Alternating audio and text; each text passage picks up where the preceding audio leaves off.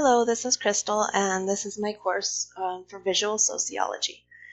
And I'm going to start with the home page just to give you an overview from the top to the bottom. I included a graphic up here, and what it is a screenshot of a gallery I curated on Flickr in 2010. And one of the assignments later on in the semester is going to be having students create their own galleries. So I can kind of refer them back to this to give them an example of what that will look like. There's a short welcome message letting them know that the course is organized into modules and that they can navigate using the tabs in the left-hand menu over here. I also have a link to the Getting Started. That's Module 1, the introduction. So as soon as they log in, they're going to see exactly where they need to go. At the beginning of each module, I will update this link so that it sends them to the correct module where they're going to be working for that week or two. Now there's my contact information, and I also leave these quick links up for the entire semester. The schedule, when exactly each assignment is due, the syllabus, a toolkit with information on tools that they'll need to complete the assignments, and a discussion forum for helping each other out. Now I do have a note, because this is a visual sociology class, it's not currently accessible to blind or visually impaired students. Now on the left, for the navigation, when I was setting this course up, I really wanted to keep this as simple as possible because there's a lot of stuff going on in my course with outside resources, so I didn't want students to be overwhelmed with a lot of options inside of the course. So basically I only included items that they're going to need to use every time they log in or have accessible at all times. That includes the syllabus and announcements, which I'll send out at the beginning of each module, but since I haven't sent one out, that's not showing up as it's still grayed out because there's no announcements yet. The modules is the list of each unit in the course and what's expected. And then the assignments I have broken up into the type of assignment so that they could be weighted. The gradebook, obviously, so students can check their progress. The People tab will allow them to see who else is in the class and connect with them and get their contact information. And then chat, I've never used before in Canvas. This is something new to me, but since it was an assignment, I've left it on there.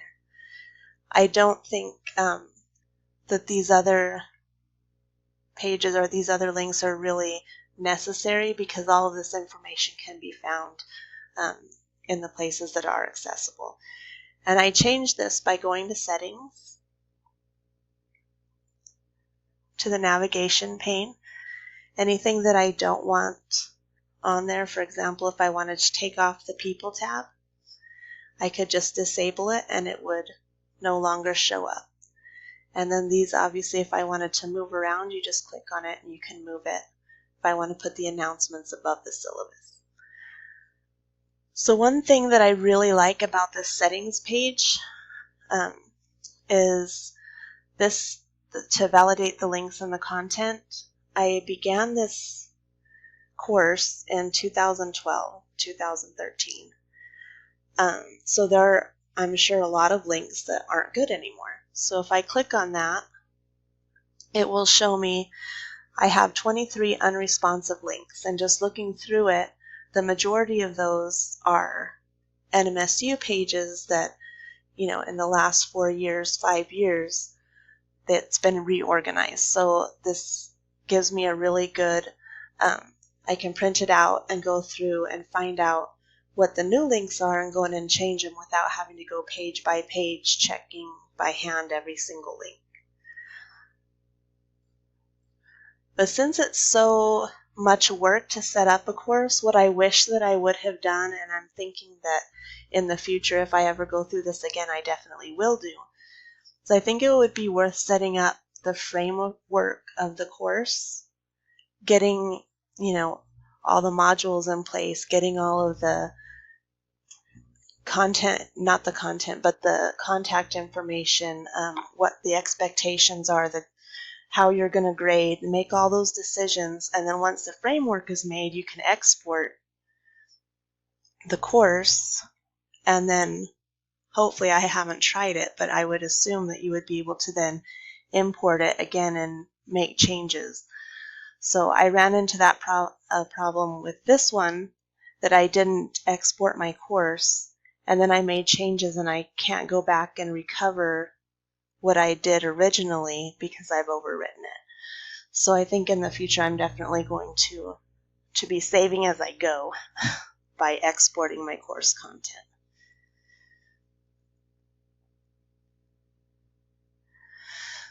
So one of the things that we talked about in our readings is chunking of information, and I think Canvas is perfect for that because you create modules, so it's really easy to kind of chunk all the content into units or groups of information to make it easier for students.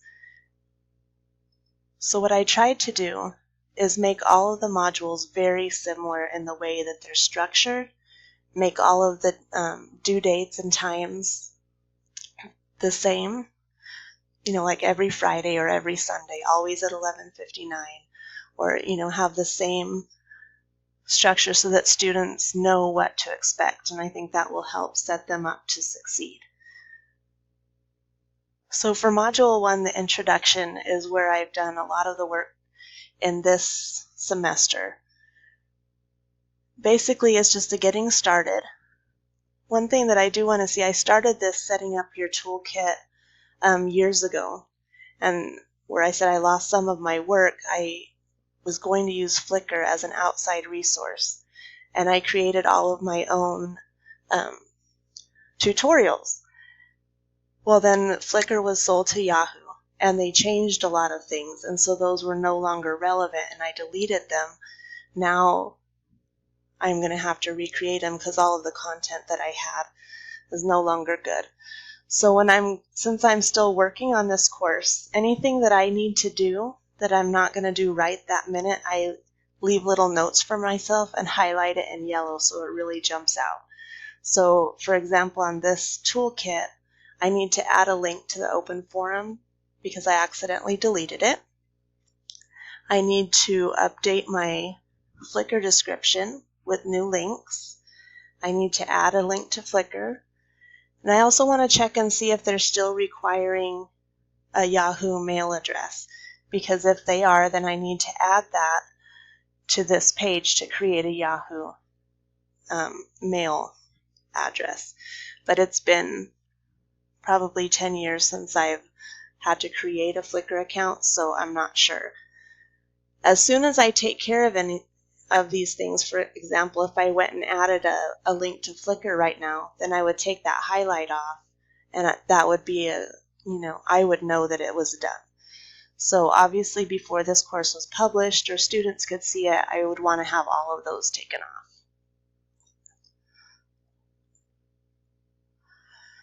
So this is the introduction discussion, and this is one that I did earlier in 2012, but it's pretty basic for. Sorry about that interruption. I wanted to show this discussion even though it's one that I did earlier, because it's important, I think, when you're doing an online course to give students the opportunity to have a really low-risk assignment and try the tools that you're asking them to use. So in the introduction, I'm asking them to write their name, location, major, but I'm also asking them to include a photo that represents them, and also a link to their Flickr account. And what that's going to do is a couple of things. They're going to introduce themselves to the rest of the class. Posting that photo is going to show me that they understand how to include photos in a discussion, because we're going to be doing a lot of that. So this is the perfect time to make sure that they understand how it works, and we can kind of get the bugs out and let everybody kind of get their feet wet with adding photos. We're also going to be using Flickr for a lot of things, so in order to post a link to their Flickr account, it's going to have to be set up, which is what one of their assignments in Module 1 is, to set it up in the toolkit. So not only is this going to serve as an introduction, it's also going to demonstrate to me that they're ready to proceed with other assignments in the course. And we were also asked to include resources.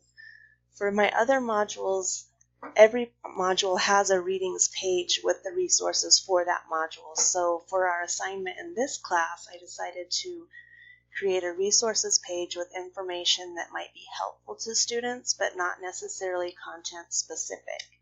So some examples of that are style guides, citations, tips for online students, NMSU resources, and then help with Canvas.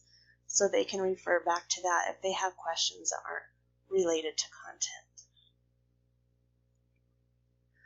And so for my quiz, I'm not a big fan of online quizzes just because there's somewhat of a disconnect between students and instructors as it is.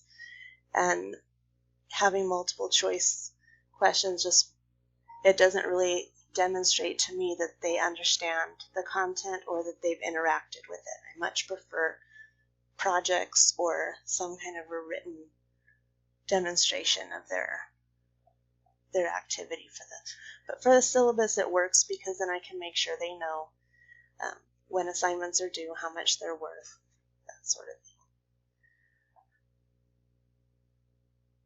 Now, for our chat assignment, since I've never used chat with Canvas, I'm a little hesitant to create an assignment that gives a grade for chat because it's something that happens in real time, and it's very difficult to get all of the students in an online class in the same place at the same time for a chat. So I don't want to penalize students that are unable to participate, but at the same time, since it was a requirement for this course, I wanted to make it available. So what I've done is created extra credit, and over the course of the semester there will be multiple opportunities for them to earn extra credit by participating in the chat session. So this is optional. I included a doodle survey to get an idea of what times would work, and I can pick times that work for the most number of students. And there's different ways that they can earn that credit by sharing resources, asking and answering questions. I did want to point out, I think it's important that students understand how chat works because any message sent in chat is viewable by all students and teachers. You cannot edit or delete your posts, so they're there for the entire duration of the class, which is great when you're sharing a link to a resource that might be helpful, but you don't want to post something that you don't want seen by everyone for the length of the class.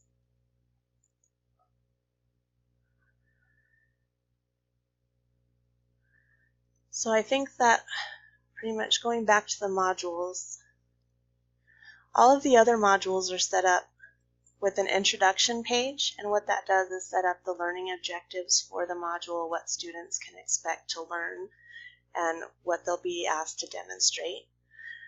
Then there's a page for the readings where I provide PDFs of any book chapters, journal articles, links to blogs, photos, websites that might be useful, and then any examples or additional information that might be helpful. Then for each module, there's 2 assessments or 2 ways to earn points. The first is a discussion, and that will happen the first week. And it's a lower number of points. It's worth 3 points, and it gives students a chance to discuss the content, what they've read, what they're thinking about, kind of practice their visual sociology. And then the second week of the module, they will either have a quiz or a reflection where they can do a more in-depth analysis of the photos and that they're seeing or the advertisements or whatever it is for that week. So we have an introduction to visual sociology, a module on images which just talks about the different types of images that they'll find, applications in sociology, for example, infographics, data analysis, advertising, and then they're going to be asked to create their own photos that are sociologically relevant. The final project will be to curate and discuss, kind of bring all of those things